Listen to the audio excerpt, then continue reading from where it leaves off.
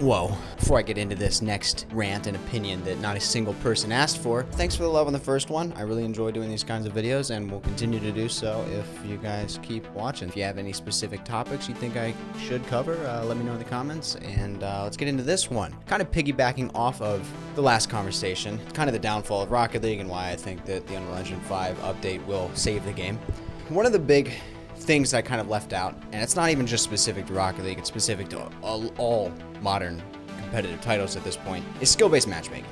I think skill-based matchmaking is one of the worst things that has ever happened to gaming. Specifically though, for casual playlists. Skill-based matchmaking makes sense in ranked mode. You play against people of your similar rank. If you win, you start climbing the ranks. If you lose, you start slowly fall down the ranks. But very recently, we've seen an increase and a pretty much mainstay thing that devs are doing, where they introduce a little bit of that same exact thing in casual. Back in the day, you could just queue a game, and you would just get the fastest game. You would just get thrown in, and sometimes you'd get absolutely shit on by someone who's really good, and sometimes you would be the person doing the shit. But now you're still playing very sweaty matches. And I think Rocket League gets hit by this harder than a lot of other games.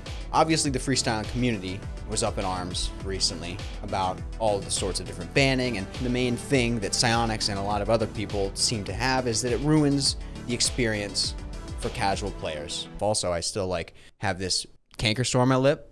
I bit it and now it's a sore and it's just hurts. It's been 6 days. Can my body just heal itself? What are we doing? The main point the freestylers have, they're doing crazy hard mechanics that take sometimes months to perfect and hit. If you have a super competitive game where people are challenging you and not giving you space, then obviously it's going to be very, very hard to hit those same mechanics. So they play against very new, often horrible players to do it, because those players don't know how to challenge, they always give space, and they don't know how to save anything. So I understand where the freestylers are coming from, but I think the whole conversation is missing my original point, where skill-based matchmaking is just absolutely the worst thing ever. Now, we've seen some freestylers say, hey, look, I played some freestyling games, and the noobs that I was playing were impressed, and they said it was fun and cool to watch. Yeah, you'll have people like that, but it's a casual game. You shouldn't care about winning and losing, and you shouldn't care about rank. You're just in there playing the game. Obviously, people are going to care about winning and losing. I'm not saying just turn that part of your brain off. If you're competitive-minded, you're going to want to win regardless of the playlist. I get that. I mean, I moan no matter what I play. We're ignoring the fact that skill-based matchmaking turns every casual lobby into a sweaty ranked lobby. We see it in Fortnite, we see it in Call of Duty, we see it in everything. I mean, I play Fortnite a little bit. Make fun of me if you want, but I think it's fun. But it's crazy that if I win a game, I can automatically expect the next lobby to be harder and more annoying. And yeah, it's casual, but the sheer fact that you do well and you expect the next match to be even harder is obnoxious to me. We've even got some Twitter support from people like good old Cheetah.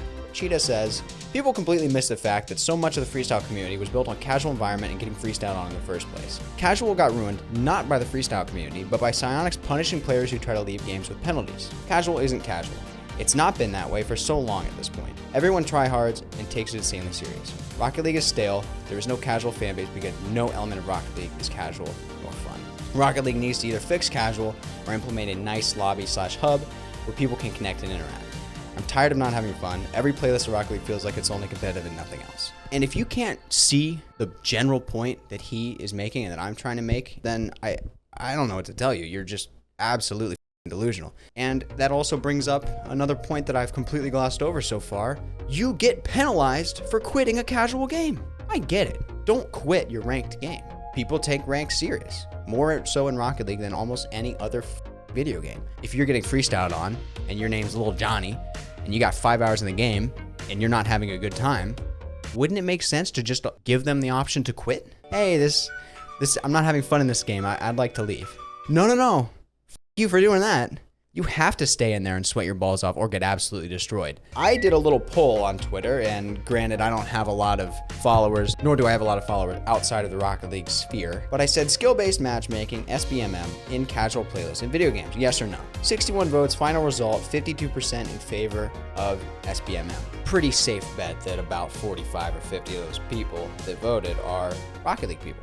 61 votes isn't really that much. You can't really draw conclusions off of that. I really do not see the implementation of skill-based matchmaking for casual playlists as a net positive. I see it as an overwhelming net negative.